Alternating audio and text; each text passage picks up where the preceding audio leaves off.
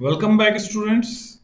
हम लोग electrostatics chapter की समरी को डिस्कस कर रहे थे बच्चों। और इसमें अभी तक लास्ट लेक्चर में हमने ग्राफ्स की बात की बच्चों। ग्राफ से पहले हमने डेरिवेशंस की बात की थी। उससे पहले हमने कंसेप्ट्स की बात की थी कि कौन कौन से कंसेप्ट्स जो हैं मेनली इस चैप्टर में इंक्लूडेड है। तो अब हम आते हैं डायग्राम्स पे। तो इलेक्ट्रोस्टैटिक्स यूनिट में इन्वॉल्व सारे के सारे डायग्राम्स, उनकी क्या इंपॉर्टेंस है, उनको कैसे इंटरप्रेट करना है बेटर अंडरस्टैंडिंग के लिए। So let's start with diagrams in this part 6। Diagrams are self explanatory. सभी लोग इससे एग्री करते होंगे, क्योंकि अगर हमें जो चीज समझनी है उसे हम चित्रात्मक रूप में दर्शा सकें तो बहुत ही आसान हो जाता है। वो चित्र देख के सारी चीजें वैसे खुद अपने आप में समझ में आ जाती हैं।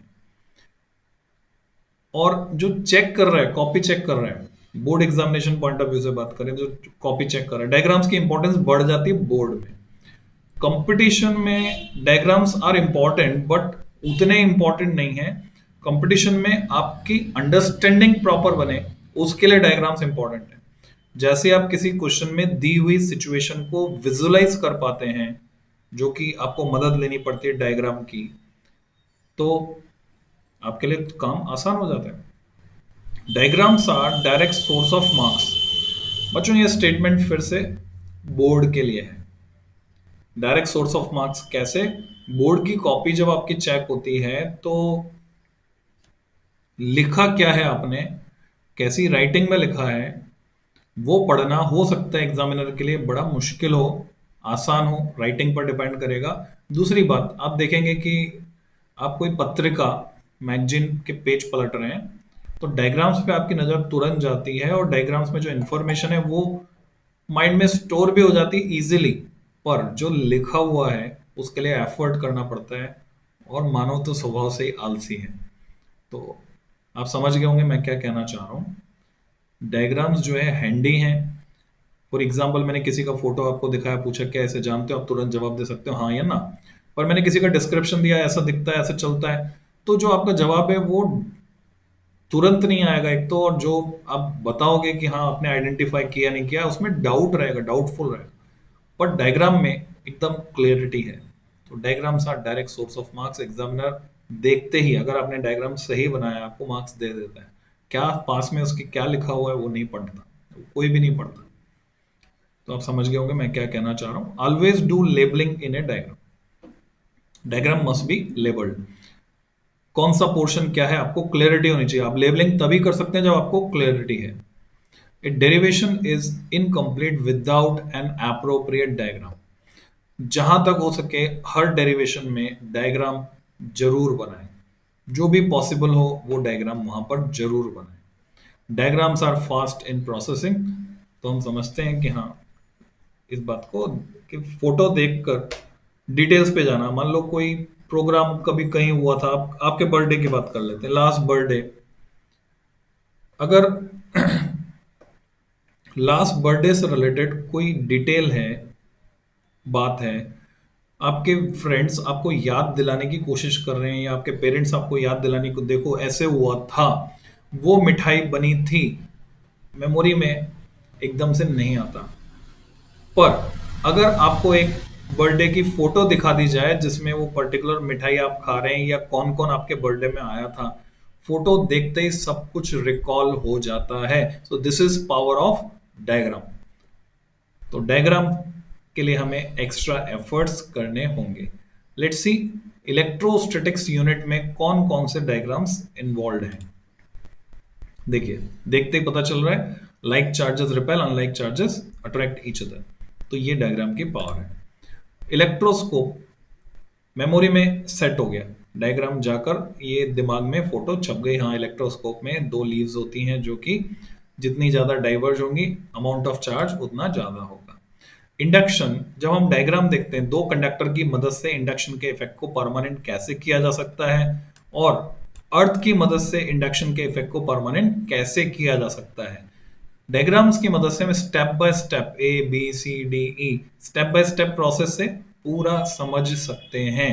जैसे यहां पर ये कंडक्टर था, जैसे ही मैं नेगेटिवली चार्ज रॉड यहाँ पे लाया, ये हो सकता है एबोनाइट की रॉड हो, जैसे बिल्ली की खाल से रगड़ा गया हो, जैसे इस पे नेगेटिव चार्ज आ गया, तो कंडक्टर में जो इलेक्ट्रॉन से रिपेल होकर चले गए दूसरी साइड, यहाँ बच गए पॉजिटिव आयंस।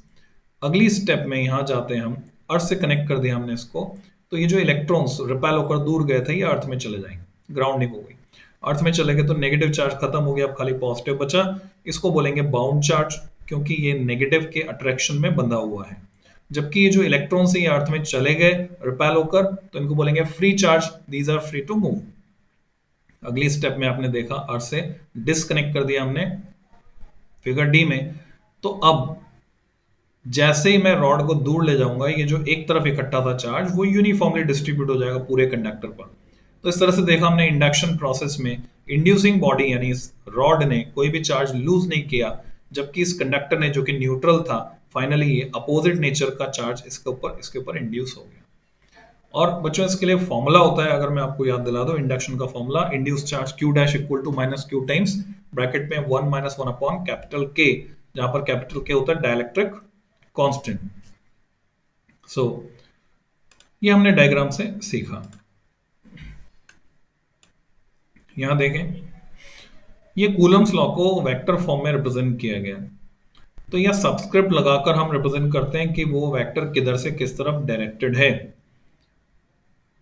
तो इस सबस्क्रिप्ट्स को थोड़ा ध्यान से देख लें, क्योंकि थोड़ी सी कंट्रोवर्सी इसमें है। Controversy in the sense, convention जो उन्होंने 12th क्लास में यूज किया वो डिफरेंट है, जो 11th में यूज किया था ग्रेविटेशन चैप्टर में वो डिफरेंट था, या जो हमने वेक्टर्स में सीखा था वो कन्वेंशन अलग था, और यहाँ कन्वेंशन अलग है सबस्क्रिप्ट्स लगाने का। फोर्स के लिए तो लॉजिक ये है कि किस पर किसके कारण, force on charge at 2 due to charge at 1, force on charge at 1 due to charge at 2। पर ये जो पोजिशन वेक्टर का सबस्क्रिप्ट है उसको थोड़ा सा ध्यान से समझ लें। सुपरपोजिशन प्रिंसिपल, मल्टीपल चार्जेस हैं एक से ज्यादा, उनकी वजह से आपको फोर्स निकालना है, तो कैसे निकालेंगे, और फिर उनका वेक्टर सम हम करेंगे। इलेक्ट्रिक फील्ड के लिए भी हम सुपरपोजिशन प्रिंसिपल को लगा सकते हैं। डिफरेंट चार्जेस हैं, अलग अलग पोजिशंस पर हैं। नेट इलेक्ट्रिक फील्ड, सारे electric field individual electric field का वेक्टर सम होगा। इधर इलेक्ट्रिक फील्ड लाइंस हमने दिखाई, प्लस क्यू की वजह से कैसे होंगी, माइनस क्यू की वजह से अंदर आते हुए होंगी। ये बहुत ही काम का एक डायग्राम है जिसमें कई इंपॉर्टेंट कंसेप्ट आपके क्लियर हो जाते हैं। इसको थोड़ा सा समझ लें। अगर मैं आपसे पूछूं कि बच्चों बताओ ये सरफेस P2, क्या इसको हम इक्विपोटेंशियल सरफेस कह सकते हैं? तो एक लॉजिक अगर हम लगाएं कि इलेक्ट्रिक फील्ड लाइंस, जिनको अगर मैं डायग्राम को थोड़ा सा और प्रॉपर कर दूं, तो बच्चों ये देखो, इसको मैंने एक्सटेंड किया यहाँ सेंटर तक। इससे क्या होता है, विजुअलाइजेशन इंप्रूव हो जाता है। यहाँ डॉट लगा रही है, अब खुद जज करो। ये जो स्पेशल इफेक्ट हमने लगाया डायग्राम्स में, स्पेशल इफेक्ट लगाना आपको आना चाहिए। इस स्पेशल इफेक्ट की वजह से क्या फर्क पड़ा, हमें कंसेप्ट में ये क्लैरिटी आई कि ये लाइंस इस सरफेस को काटते हुए जा रही हैं, क्रॉसिंग दिस सरफेस। ये क्लैरिटी आ गई इस छोटे से स्पेशल इफेक्ट की वजह से। यहां पर भी लगा देता हूं। अब सवाल आपसे पूछा गया बच्चों, क्या ये सरफेस P1 और P2 इक्वी पोटेंशियल होंगी? कई सवाल बन सकते हैं इस डायग्राम में, मजेदार मजेदार सवाल। तो बच्चों जवाब है हाँ।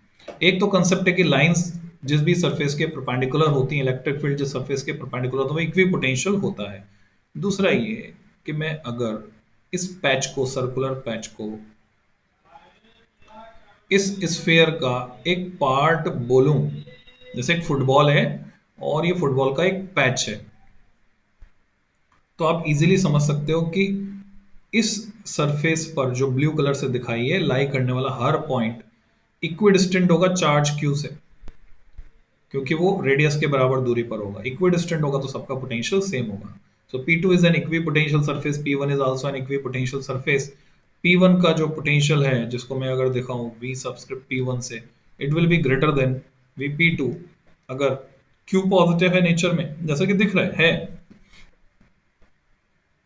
यहाँ एक इंपॉर्टेंट कंसेप्ट जो आपको समझाया गया है अब ये आप देख रहे हैं, same number of lines associated है दोनों से, पर इलेक्ट्रिक फील्ड वीक होता जा रहा है जैसे जैसे हम अवे फ्रॉम चार्ज क्यू जा रहे हैं, इलेक्ट्रिक फील्ड वीक हो रहा है क्योंकि लाइंस डाइवर्ज हो रही, दूर दूर जा रही है lines.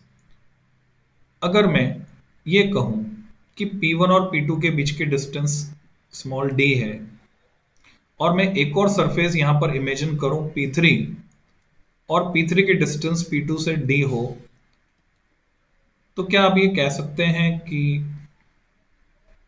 Vp2 minus Vp1 is equal to, P1 नहीं, P3 लिया हमने इसको, P3 सही कर देता हूं बच्चों, Vp3 माइनस Vp2 is equal to Vp2 minus Vp1 अगर डिस्टेंस P1 P2 बराबर है डिस्टेंस P2 P3 के। तो बच्चों जवाब होगा नहीं, यानी इट इज नॉट इक्वल। तो ये एक इंपॉर्टेंट कंसेप्ट है जो आप डायग्राम की मदद से समझ सकते हैं। तो जहां पर ये दिया है उसके पास में जो पैराग्राफ है उसको ध्यान से पढ़ें। ये डिफरेंट फील्ड लाइन पैटर्न्स जहां से हमें समझ में आ रहा है कभी दो फील्ड लाइंस एक दूसरे को नहीं काट सकती, कभी भी इंटरसेक्ट नहीं करेंगी। अगर पॉजिटिव के पास नेगेटिव है तो कुछ लाइंस नेगेटिव सरफेस पर जाकर टर्मिनेट होंगी, टर्मिनेट भी नॉर्मली होंगी और इमिनेट भी नॉर्मली होंगी। फिर हम फ्लक्स की बात करते हैं, फ्लक्स को समझते हैं कि अगर सरफेस जिससे रिलेटेड फ्लक्स हम निकाल रहे हैं उसको इंक्लाइनेशन के साथ हमने पकड़ा है, तो यहां पर कॉस थीटा काम करेगा बच्चों। यहां पर आप देख रहे हैं कि ये एंगल थीटा, तो या तो इलेक्ट्रिक फील्ड का कंपोनेंट ले लो डेल्टा एस की डायरेक्शन में, डेल्टा एस का कंपोनेंट ले लो इलेक्ट्रिक फील्ड की डायरेक्शन में, तब जाकर यहां पे फ्लक्स मिलेगा। फ्लक्स का इंटरप्रिटेशन फाई होगा ई डेल्टा एस, पूरी सरफेस के लिए ले रहे हैं तो एस इंटीग्रेट करके साथ में आएगा कॉस थीटा।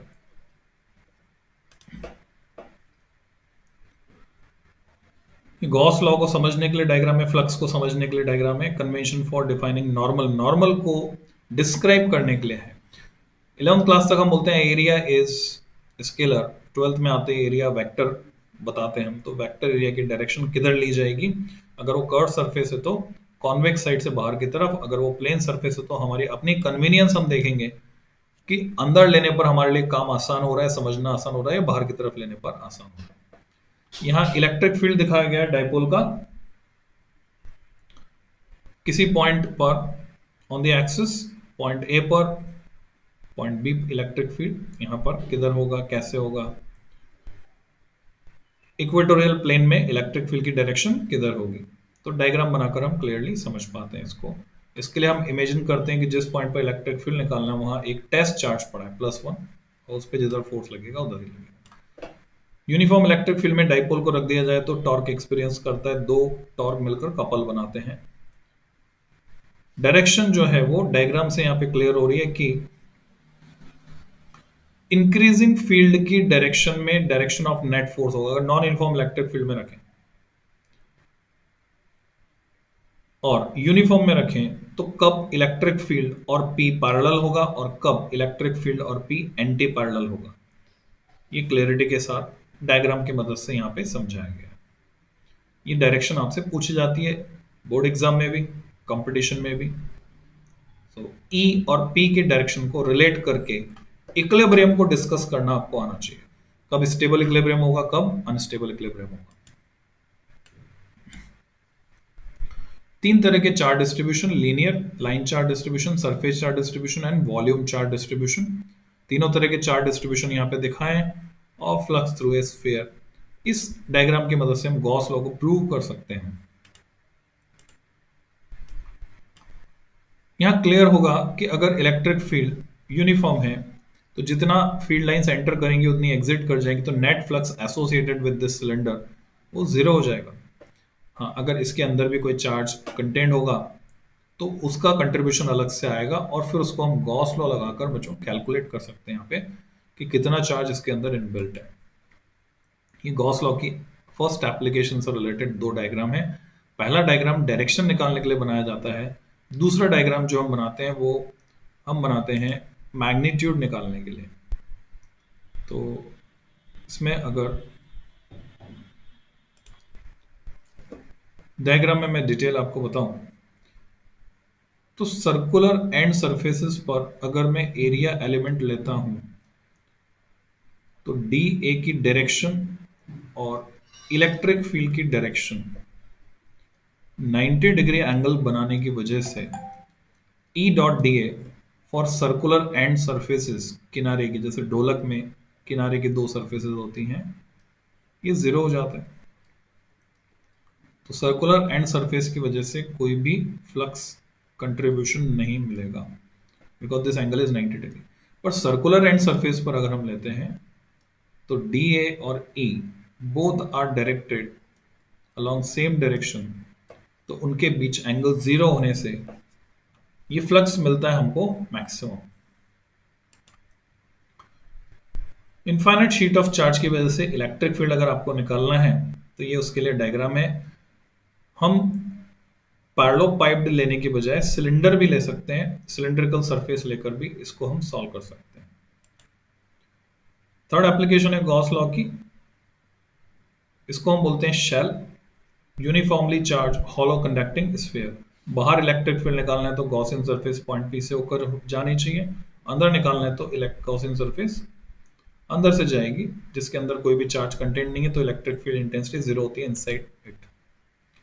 यहां पर दिखाया कि work done on a test charge Q by the electrostatic field due to any given charge configuration, ये सारा चार्ज कॉन्फ़िगरेशन है, is independent of the path P से R तक आप किसी भी रास्ते से जाएं, work done will be same. इसलिए हम कहते हैं कि electrostatic force and electrostatic field are conservative in nature. Work done in bringing a unit positive test charge, उसको अगर लेकर आ रहे हैं हम infinity to point P against repulsive force of charge Q, उसको हम पोटेंशियल बोलेंगे, जो कि P पर potential energy per unit charge के फॉर्म में स्टोर हो जाएगा। Quantities involve in calculation of potential due to a dipole, ये डेरिवेशन में हम सीखते हैं। तो डायग्राम कुछ इस तरह का बनता है।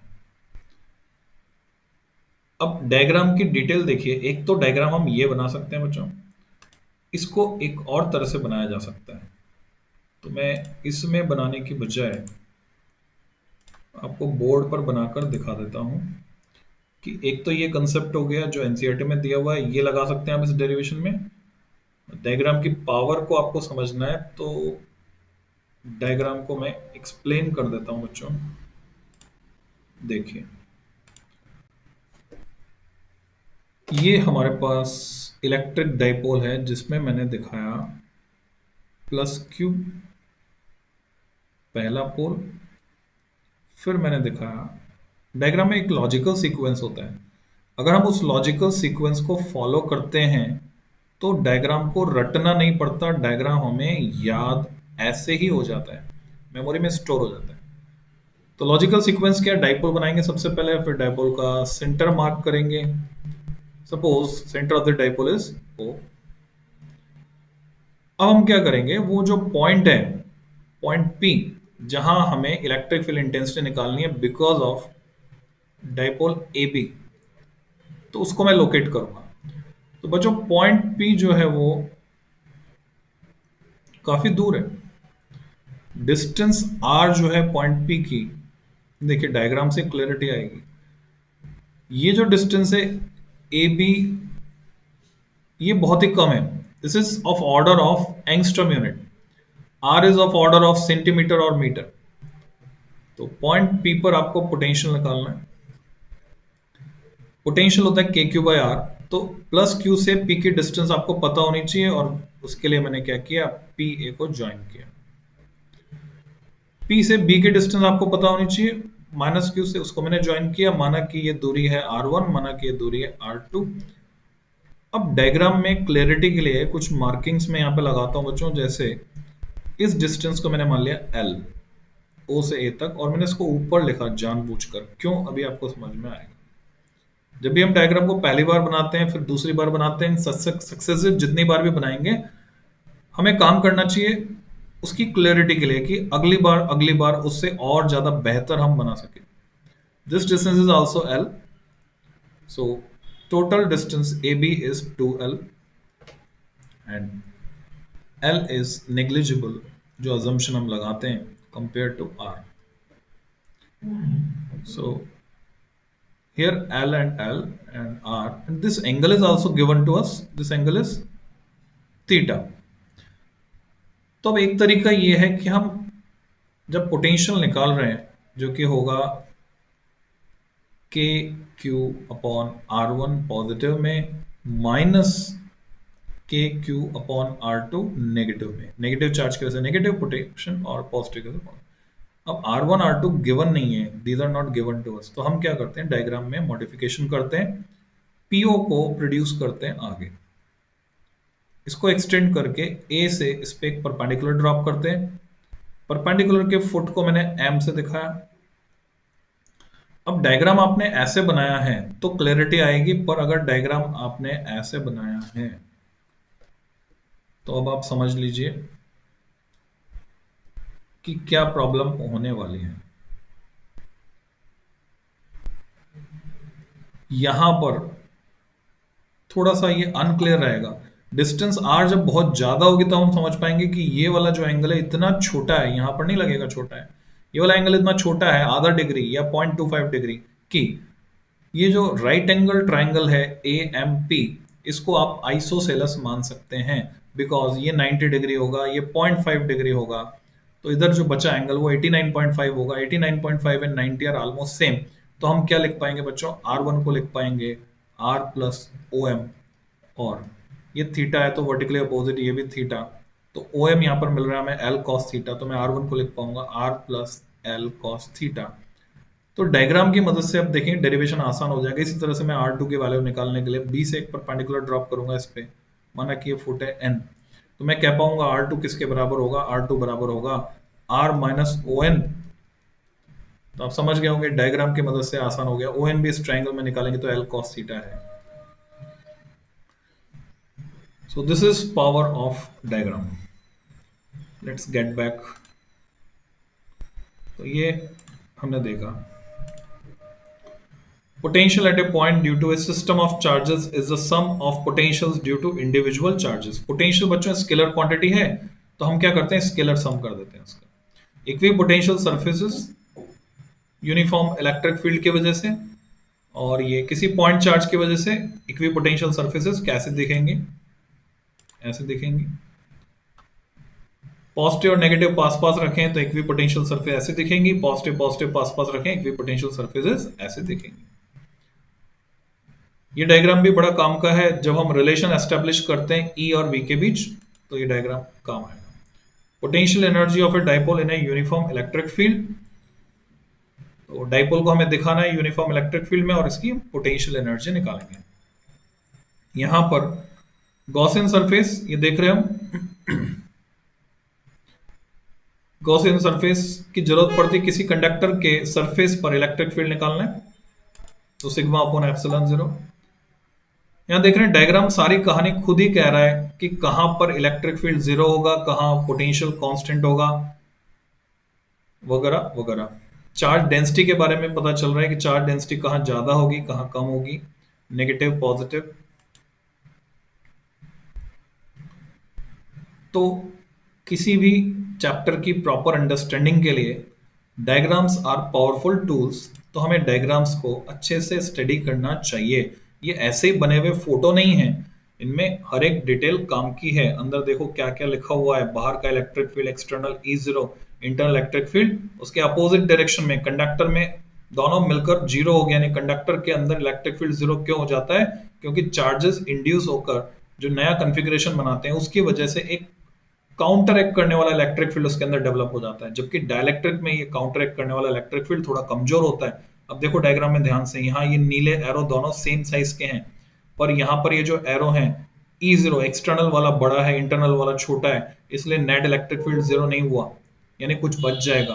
तो डाइलेक्ट्रिक के अंदर एक नेट इलेक्ट्रिक फील्ड होगा along the direction of external field. तो डायग्राम से ये सारी जानकारी हमको मिलती है। यहाँ से आपको पता चल रहा है कि ये मॉलिक्यूल पोलर है या नॉन पोलर है, डाइलेक्ट्रिक्स पोलर है या नॉन पोलर है। पोलराइजेशन कैसे होता है, इलेक्ट्रिक फील्ड की प्रेजेंस में जब इलेक्ट्रिक फील्ड जब जीरो नहीं है तो ओरिएंटेशन कैसा होगा, जब इलेक्ट्रिक फील्ड जीरो है तो ओरिएंटेशन कैसा होगा नॉन पोलर मॉलिक्यूल्स में और पोलर मॉलिक्यूल्स में। ये रैंडम ओरिएंटेशन जो था, इसमें रेंडमाइजेशन थोड़ा सा कम हो जाता है। आप देख रहे हैं इधर सारे नेगेटिव एक तरफ आ गए हैं इलेक्ट्रिक फील्ड जब लगाया, जबकि जब इलेक्ट्रिक फील्ड जीरो था तो रैंडमली ओरिएंटेड थे। पोलर मॉलिक्यूल होने के बावजूद net electric dipole moment zero था। ये कैपेसिटर का कॉन्फ़िगरेशन दिखाया कि कैपेसिटर में जो बीच में डाइलेक्ट्रिक बढ़ते हैं तो मॉलिक्यूल्स की सिचुएशन क्या होती है, पॉजिटिव और नेगेटिव चार्ज का सेंटर कैसे डिपार्ट हो जाते हैं और पोलराइजेशन उसका हो जाता है। दो कंडक्टर्स को पास पास रखें, एक पॉजिटिव एक नेगेटिव, तो ये जो कॉन्फ़िगरेशन बना वो कहलाएगा कैपेसिटर, जो large amount of charge and energy अपने पास स्टोर कर सकता है।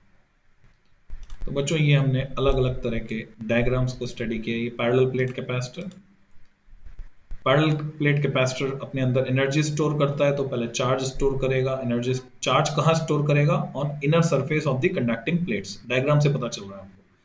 इलेक्ट्रिकल एनर्जी कहाँ स्टोर करेगा? इलेक्ट्रिक फील्ड की फॉर्म में, यहाँ in between the plates, conducting plates inside the dielectric medium. ये एक इंपॉर्टेंट कंसेप्ट है बच्चों, जो डायग्राम आप देख रहे हो कि इनर कंडक्टर हमेशा हायर पोटेंशियल पे रहेगा, और अगर हम इनर कंडक्टर को आउटर कंडक्टर से जोड़ दें किसी कंडक्टिंग वायर से, तो इनर कंडक्टर का सारा चार्ज आउटर कंडक्टर के आउटर सरफेस पर चले जाता है और ये दोनों इक्वी पोटेंशियल हो जाते हैं। तो वो जो वान डे ग्राफ जनरेटर जो आपके सिलेबस से हट चुका है, 2014 में हट गया था बच्चों सीबीएसई सिलेबस से वान डे ग्राफ जनरेटर। ऐसा नहीं है कि अभी नया नया हटा है ना। हाँ, मेरे को हंसी आती है, कुछ यूट्यूब चैनल्स ऐसे वीडियो देखता हूँ मैं, नए नए टीचर्स जो आते हैं वो बोलते हैं अच्छा अरे आपको पता है सिलेबस में क्या चेंज हुआ है? बच्चा लोग सिलेबस में चेंज हुआ है, वन डे ग्राफ जनरेटर 2021 में आपको नहीं पढ़ना है, वो आपके सिलेबस में नहीं है। बच्चों 2021 में नहीं, 2014 में हट गया था। कुछ यूट्यूबर्स जो मतलब जिनका जो वास्ट बैक वो है, बुराई नहीं कर रहा हूँ है ना, ऐसे ही आपकी जानकारी के लिए बता रहा हूँ, फील्ड ऑफ व्यू ज्यादा है, अब उन्हें नहीं पता कब क्या हो गया था, वो भी बोलेंगे अरे वन डे ग्राफ जनरेटर इस साल सिलेबस में नहीं है। अरे इस साल तो क्या, वो तो 2014 से सिलेबस में नहीं है, तभी हट गया था। So you should be aware of that. तो बच्चों यहां पर ये वन डे ग्राफ जनरेटर के प्रिंसिपल को समझाते हुए है diagram. One day graph generator को चार्ज ट्रांसफर करना है हमको, तो हम क्या करते हैं, अंदर की तरफ से चार्ज ट्रांसफर करते हैं, क्योंकि अंदर रहेगा अगर ये कंडक्टर तो ये हायर पोटेंशियल पर रहेगा। हमें पता है चार्ज हमेशा जाता है from higher potential to lower potential. अब मान लो हमारे पास पहले से ही हायर पोटेंशियल वाला डिवाइस हो, तो हमें वन डे ग्राफ जनरेटर बनाने की जरूरत ही नहीं है। वन डे ग्राफ जनरेटर का पर्पस क्या है? ये हाई पोटेंशियल अवेलेबल कराता है, और ये हाई पोटेंशियल डिफरेंस हम यूज करते हैं to accelerate the charge particles. उसके लिए हम काम में लेते हैं to accelerate the charge particles. तो हमारे पास उतना हाई पोटेंशियल नहीं था, तो हमें पोटेंशियल हाई करना था, उसके लिए चार्ज इकट्ठा करना पड़ेगा। नेचुरल है, चार्ज जैसे जैसे बढ़ता जाएगा वैसे वैसे पोटेंशियल रेज होगा। बाल्टी में पानी भरते जाएंगे तो लेवल रेज होगा, तो उसके लिए उस बाल्टी में पानी जाना भी तो जरूरी है। तो किसी ऊंचाई वाले बर्तन से पानी डालना पड़ेगा, तभी पानी जाएगा ऊंचाई से नीचे की तरफ, नीचे से ऊपर तो जा नहीं सकता है। तो उसी का कंसेप्ट है। अगर नीचे से ऊपर मान लो मैं चाहता हूं कि ये जो ग्लास है मेरे पास और ये जो जग है, इस ग्लास का पानी जग में चले जाए, तो ये तो हो नहीं सकता कि मैं एक पाइप से जोड़ दूं तो चले जाएगा। इसके लिए मुझे क्या करना पड़ेगा, ग्लास को उड़ेलना पड़ेगा, पानी तो सारा का सारा पानी जाएगा। तो ये जो एक्टिविटी है बिल्कुल वैसी है कि अंदर वाले कंडक्टर को अगर जोड़ दिया जाए मेटल ब्रश से, तो अंदर वाला कंडक्टर हायर पोटेंशियल पे, तो इसका सारा का सारा चार्ज आउटर कंडक्टर पे चले जाएगा, और यहां हम नीचे से ट्रांसफर करते जा रहे हैं कंटिन्यूअसली इसको, तो उस पर चार्ज बिल्टअप होता जा रहा है इस तरह से, और जैसे जैसे चार्ज बिल्टअप होता जाएगा पोटेंशियल बढ़ता जाएगा। तो बच्चों ये हमने डिस्कस किया डायग्राम्स की पावर को समझा। इस वीडियो में इतना ही, जल्दी मिलते हैं फिर नेक्स्ट वीडियो में। Happy learning.